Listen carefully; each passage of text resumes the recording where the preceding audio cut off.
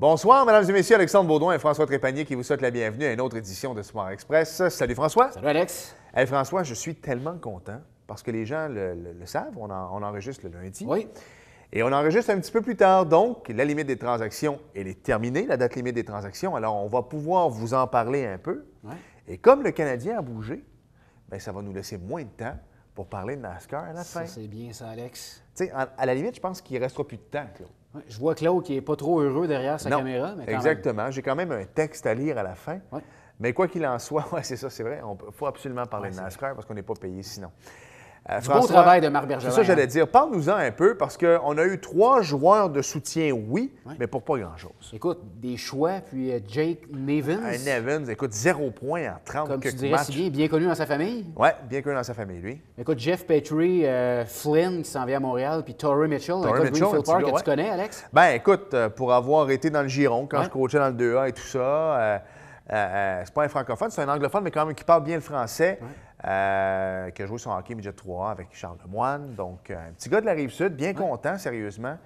Moi, je suis déçu pour Michael Bonival, par exemple. Oui, il a été retourné dans les mineurs, mais quand vous allez voir l'émission, ça passe le mercredi. Peut-être qu'il aura été... Quelqu'un a dit qu'il ne quitterait pas l'Ouest américain. Là. C'est peut-être pour question administrative, sauver une coupe de piastres. OK. Mais en tout cas, il a été, retourné. Greg Patrin également. Oui. Donc ça veut dire non. On avait retourné Jared Tenordi aussi. Aussi, également. Moi, je dois t'avouer que Jeff Petrie, j'aime bien.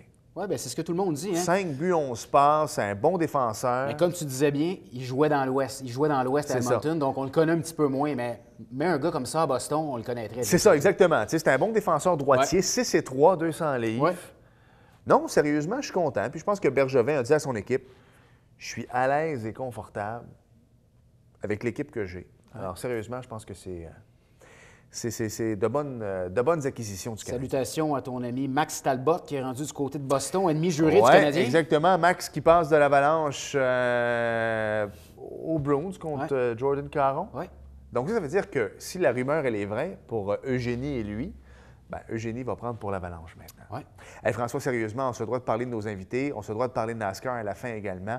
Mais avant ça, je veux que tu nous parles du Plaza de Marieville parce qu'eux, ils ont très, très bien commencé leur séries éliminatoires. Quelle victoire du Plaza de Marieville, Alexandre, contre Lac-Mégantic en série. Ouais. Perdait 3-0. On remportait une victoire de 4-3. Bravo! Donc, belle performance du Plaza de Marieville.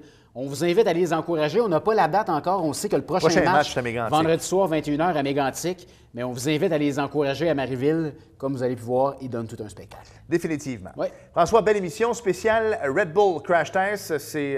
Ça va avoir lieu à Edmonton très bientôt. Oui. 2 invités fort sympathiques. 14 mars prochain, Alexandre, 2 Joannette, Joey Trudeau et Carl Belfleur en première partie de l'émission, qui vont bien nous représenter du côté d'Edmonton. Malheureusement, c'est pas à Québec cette année. Peut-être des rumeurs de retour l'an prochain. Tu sais, quand on dit conciliation, sport-études, puis nous, on tape sur le clou, 2 ingénieurs qu'on reçoit tantôt. 2 ingénieurs qui vont aller partager leur passion avec les gens de Saint-Jean, parce que j'imagine qu'on va pouvoir avoir des images par la suite. Tu sais, on fait du sport, puis on étudie. Carl joue au hockey également pour les Renards. Joey a joué junior majeur, a joué junior 3A, champion canadien en BMX. On va en parler. Non, belle feuille de route, là. Oui. Écoute, belle émission, Alexandre, belle avec relève. 2 athlètes de Saint-Jean. Exactement. Donc, on s'arrête 3 secondes et au retour, première des 2 entrevues sur le Red Bull Crash Test, François qui reçoit Carl Belfleur.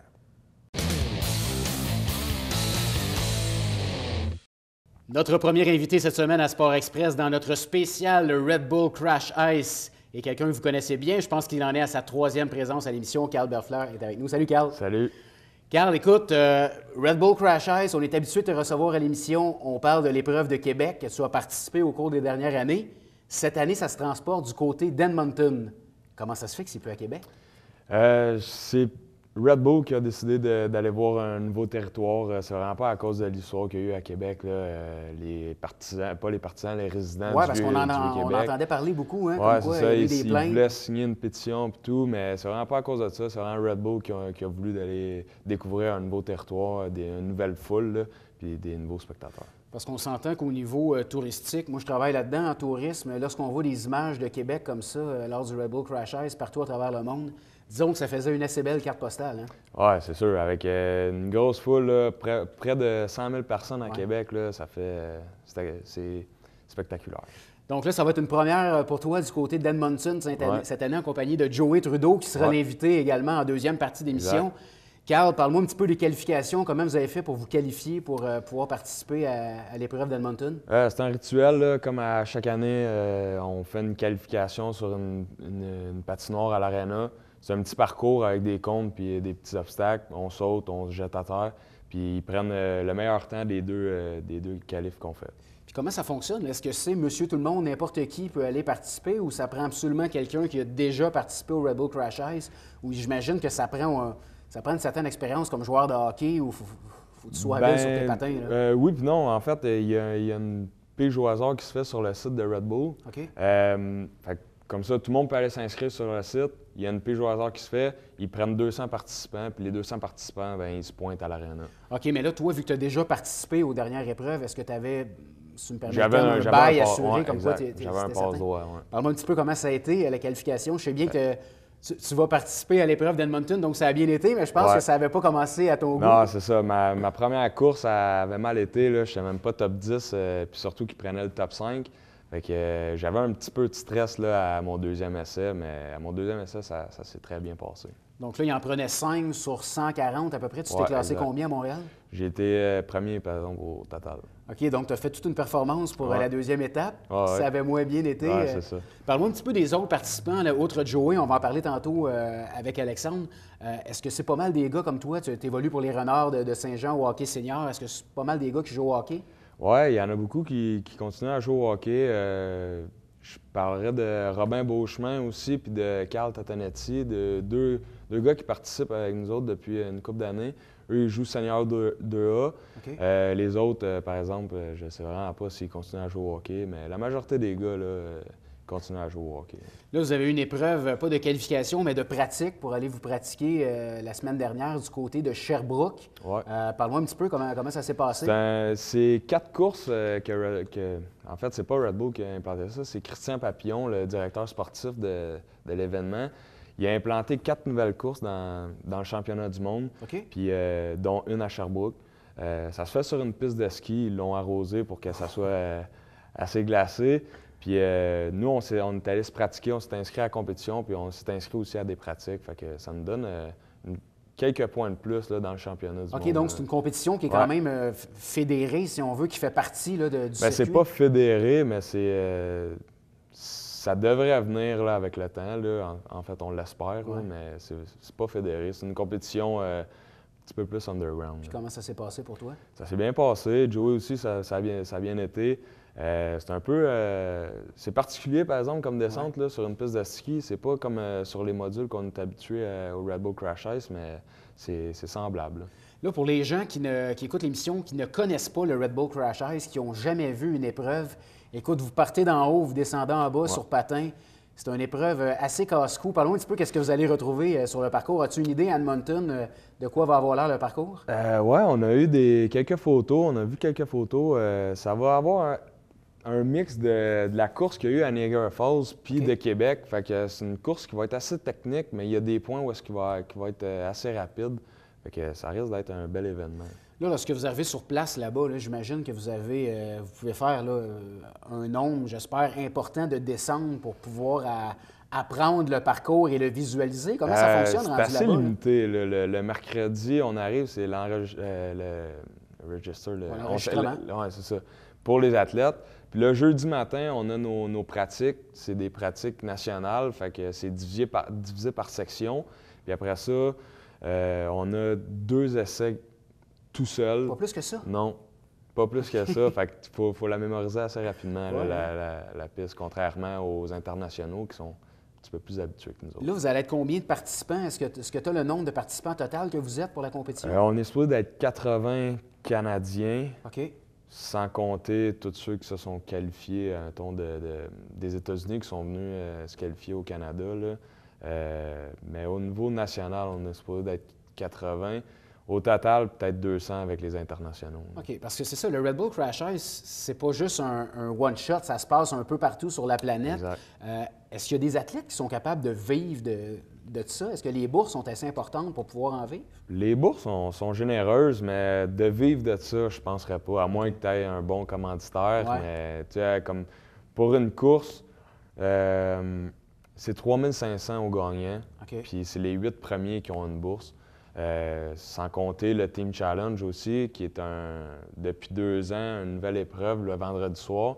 Puis les gagnants, c'est une équipe de 3, les gagnants reçoivent une bourse de 13 000 OK. divisée en 3, là, évidemment. Puis il y a juste les 3 premières places qui ont une bourse. Puis comment ça fonctionne, la sélection pour le Team Challenge? Est-ce que vous êtes assuré d'y participer, Non. Joey et toi? Ou... Non, on a notre équipe, mais le vendredi soir, après les Elimination Round, on a une autre qualification. Ils prennent 16 équipes. Les 16 meilleures équipes se transportent au Team Challenge. Puis là, c'est 1 contre 16, 2 contre 15, OK. et ainsi de suite. Mais non, il y a des qualifications à faire avant de participer au Team Challenge. Carl, parle-moi un petit peu comment on se sent lorsqu'on est en haut de la piste, puis on sait que tu vas être le prochain à descendre le parcours du Red Bull Crash Ice. C'est assez stressant, je dois dire, Ouais. mais c'est un bon stress. Il y a beaucoup d'adrénaline pendant l'événement. Mais c'est vraiment pas quelque chose où est-ce qu'on peut perdre la map, là. On a un bon stimuli là, à l'intérieur de nous. Ça peut prendre combien de temps descendre? C'est environ 40 secondes. OK. 40-50 secondes. À full pin. Oui, exact. Donc, c'est pas comme aller prendre les chaises à Bromont puis descendre vraiment pas. la Coupe du Monde tranquillement. non. Parce que dans le fond, le but, vous n'avez pas le droit de vous pousser. Quels sont les règlements du Red Bull Crash Pas le Ice? droit de contact volontaire, dans le fond. Ouais. Tout ce qui est contact involontaire durant les virages, ben, c'est permis, là, mais il y a toujours des reviews à la fin de la course. OK. Fait que s'ils voient qu'il y a un accrochage, ben, ils vont regarder avec les caméras puis les arbitres qui sont un peu partout sur le bord de la piste. Mais c'est pas mal le seul gros règlement là, qui est vraiment important là, durant la course.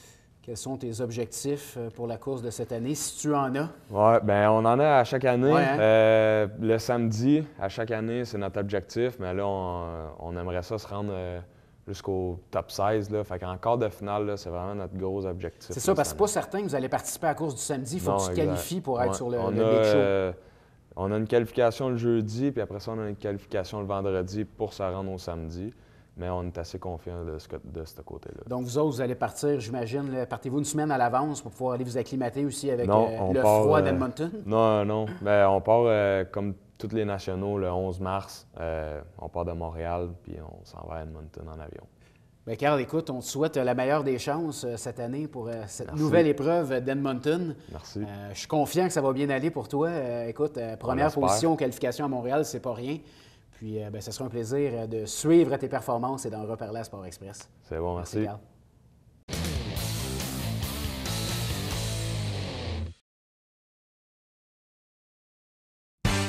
Dimanche, 9h30, Télé Bingo, on vous attend.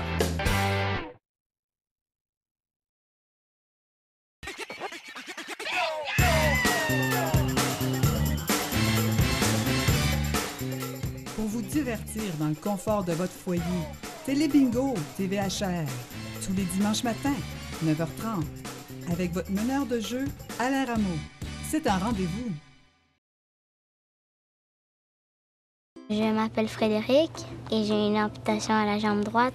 Les auxiliaires ils m'encouragent à faire du sport. Demi-tour. 3, 4.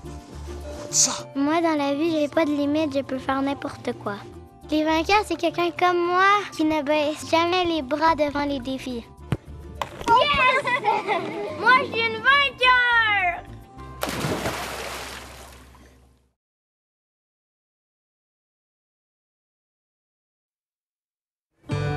Encore tu La philosophie des amputés de guerre, c'est l'entraide, c'est le plus vieux qui aide le plus jeune, comme je fais avec le petit Emmanuel. J'adore courir. C'est une passion pour moi. Je vais dehors, je pars à courir. C'est rendu que je veux aller dans les hauts niveaux. C'est correct? Ouais. Les amputés de guerre ont totalement changé ma vie. Ils m'ont permis de vivre ma passion. Les amputés de guerre supportent à fond le rêve des enfants. Moi, j'aime ça courir.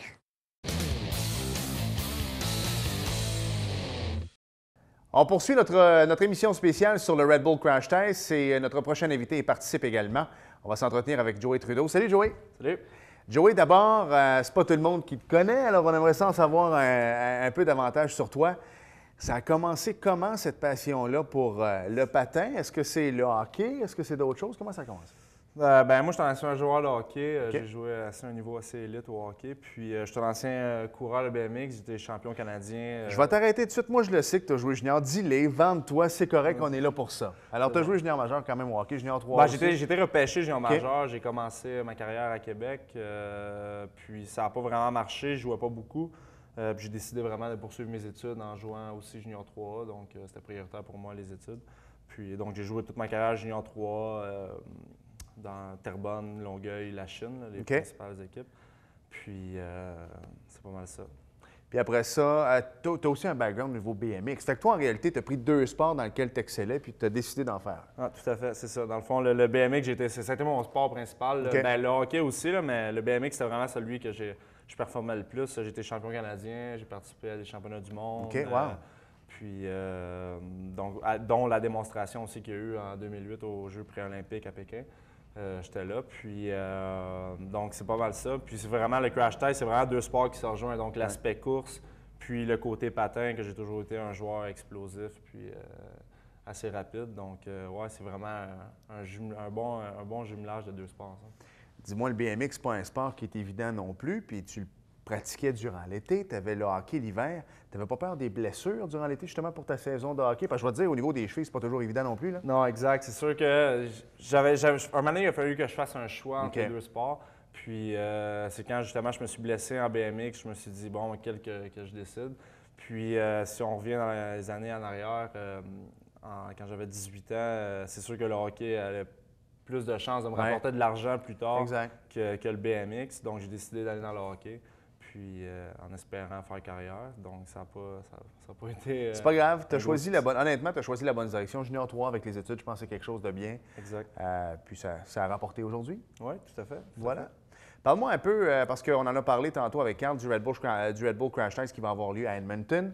On va en parler, mais moi, je veux savoir au niveau des qualifications, comment ça a été? Comment tu as fait justement pour te qualifier pour cette compétition-là? Bien, principalement, les qualifications, c'est sur une aréna, un parcours sur une glace normale d'aréna, avec différents comptes, puis différents obstacles à parcourir, puis des plongeons, puis des sauts. Puis c'est des contre-la-montre, donc vraiment le temps le plus rapide est pris. Puis moi, j'ai pas été choisi à Montréal. Carl a fini premier. Moi, à Montréal, c'était pas ma journée, là. La glace, parce que je la filais pas. Puis les patins aussi, je pense. Les patins ne se coupaient pas assez, donc une erreur de débutant. Mais bref, j'avais ma chance à Québec le lendemain. Okay. Puis j'étais allé à Québec, puis ça a super bien été. J'ai fait le 3e temps là-bas. Mais sérieusement, là, tu prends une patinoire intérieure dans un aréna.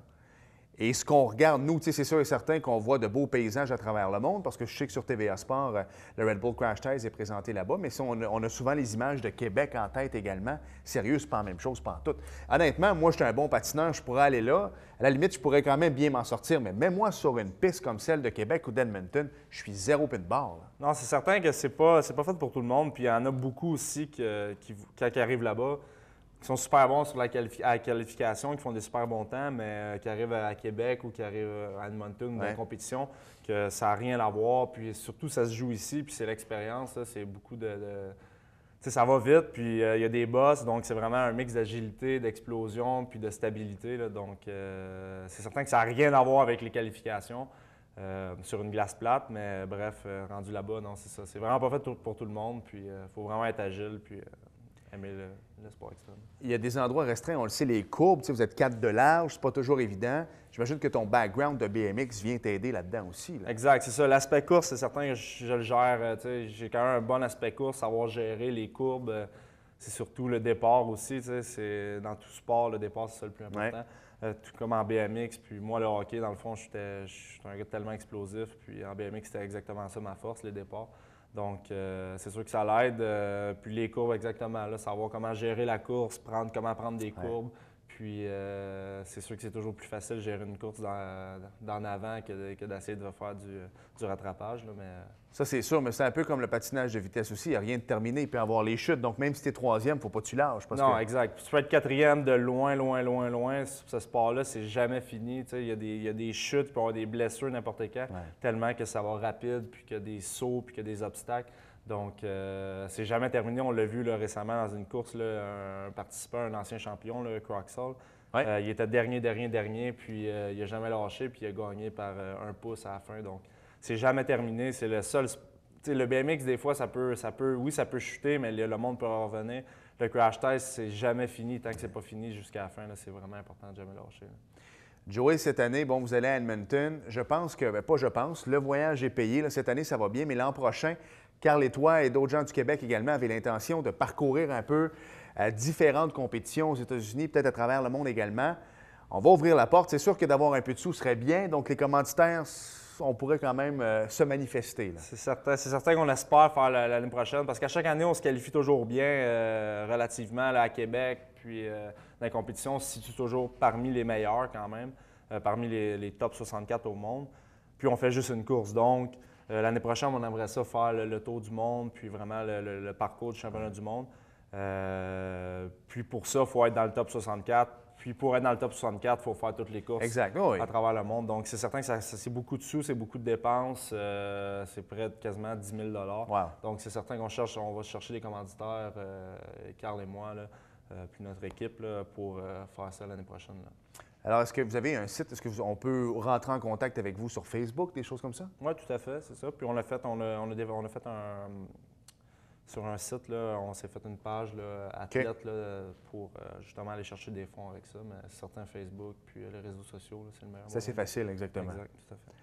Joey, il y a une compétition qui s'en vient très bientôt, celle de Sherbrooke. J'aimerais ça que tu nous en parles un peu parce qu'on commence à en entendre parler, mais c'est encore un petit peu bien caché, ce genre de compétition-là. Alors, ça consiste en quoi? C'est en fin de semaine? Oui, c'est ça. C'est en fin de semaine. C'est le Riders Cup, que ça s'appelle. Ça a été implanté cette année. Dans le fond, c'est 4 courses dans les pays hôtes de les compétitions principales. Donc, nous, Canada, Edmonton, puis une compétition à Sherbrooke, qui est la Riders Cup. Cette compétition-là, dans le fond, ça apporte le quart des points. Il y a le quart des points attribués pour le championnat du monde attribué à cette course-là. OK. Donc, c'est quand même bien. Oui, c'est ça, c'est super bien. Puis, c'est ce qui apporte aussi tous les professionnels puis tous les champions, dans le fond, qui sont obligés de venir, qui luttent pour le championnat actuellement. Fait que ceux qu'on voit à TV, on va les voir à Sherbrooke. Là. Tout à fait. Ils vont tous être là. Ils ont pratiquement pas le choix parce que c'est ça, les points sont attribués. Puis le championnat, c'est tellement serré, le classement, que tu ne veux pas perdre des points faciles là, à aller chercher. Donc, c'est ça, dans une montagne de ski qui est à Sherbrooke, au Mont-Bellevue, en fin de semaine. Puis nous, c'est ça, on cherche vraiment à aller chercher des points là pour espérer finir dans le top 64 à la fin de l'année. Parce que c'est encore possible qu'on finisse dans le top 64, là, c'est faisable. Ouais. Mais c'est certain qu'il faut aller encore plus loin, d'un quart de finale quasiment, là, pour peut-être finir dans le top 64 à la fin de l'année. Et est-ce que c'est le même genre de piste qu'on va pouvoir retrouver à Edmonton également? Est-ce que les parcours sont différents? Honnêtement, c'est une question bien niaiseuse, mais c'est-tu tout le même genre de parcours partout? Bien, ça dépend. Chaque parcours a un peu ses petites personnalités. Là. Okay. C'est vraiment...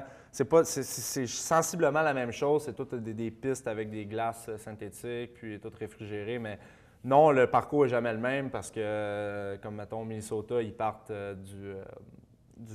pas du Parlement, là, mais bref, je cherche mon mot. Mais non, mais en tout cas, d'un endroit public, en fait, je sais pas si... Non? Oui, c'est ça, mais c'est sur le Parlement là, au Minnesota, puis ils partent de là. Mais tu sais, à chaque ville, dans le fond, il y a différents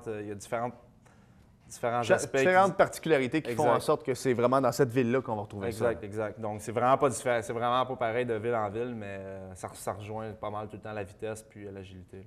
Justement, à combien on peut descendre? Je sais que vous allez relativement vite. Est-ce que tu as déjà calculé ta vitesse? Bien, l'an passé, on allait jusqu'à 55 à Québec. OK, wow. Pratiquement. Cette année, il y avait en Irlande là, qui allait quasiment à 60. OK. Puis là, il parlait que, dans le fond, la plus rapide, quasiment, c'est va être au Mont-Bellevue là, en fin de semaine, à Sherbrooke. Là, les meilleurs vont quasiment pogner 75-80. Ça va aller très vite là, en fin de semaine. Ça va être l'épreuve la plus rapide, je pense. Là, mais, Puis la foule est prête aussi, hein? Oui, c'est ça. Ça va être ses côtés. Là. Puis c'est vraiment particulier là, dans une montagne de ski en plus. Là. Ça va être vraiment... C'est vraiment dans un environnement de nature versus Edmonton. Puis les autres, c'est plus vraiment downtown dans la ville. Ça va vraiment être bien, mais ça va être extrêmement rapide. En tout cas, Joey, je te souhaite la meilleure des chances pour ce qui s'en vient pour toi, Sherbrooke également, Edmonton. Puis on espère que vous allez pouvoir vous classer dans les 64 premiers, puis pourquoi pas faire le tour à temps plein l'an prochain. Exact. Merci, Joey. Merci. Bonne continuité. Merci.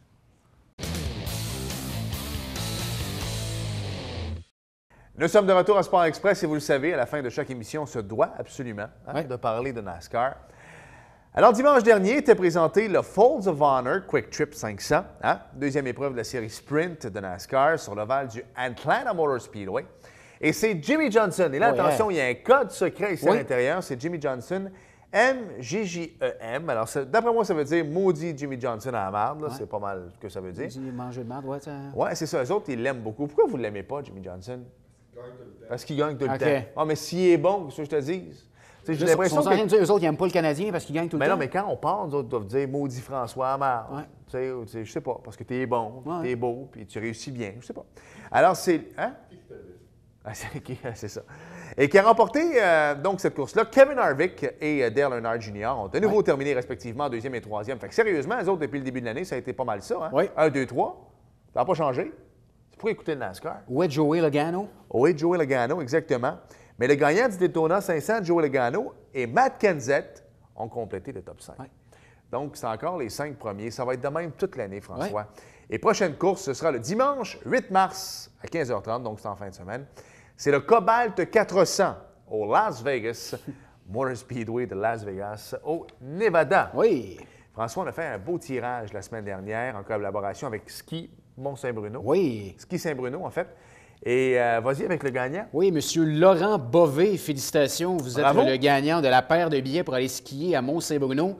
Claude me faisait penser, bien important de mentionner, ça se termine le 30 mars 2015 pour aller skier. Les billets sont bons pour cette année. Donc, on invite M. Bovet à se présenter ici à la télévision pour récupérer ses billets. Voilà. C'est quoi le bruit qu'on entend? Des jeunes filles qui rient et qui nous regardent et qui sont en admiration. Je me demandais sérieusement, je pensais que c'était le téléphone. La sonnerie d'un téléphone cellulaire de quelqu'un. Les demoiselles, les fans sont dans la fenêtre, Alexandre. Ben oui, on va aller signer des autographes tantôt. François, il y a énormément de tournois et de séries éliminatoires au hockey également. Alors, les gens qui veulent nous envoyer leurs résultats, c'est facile. sportexpress@tvhr9.com. Alex, à la semaine prochaine. C'est déjà terminé? Ben oui. Merci, François. Salut. Merci à vous d'avoir été là et à la semaine prochaine. Bye-bye.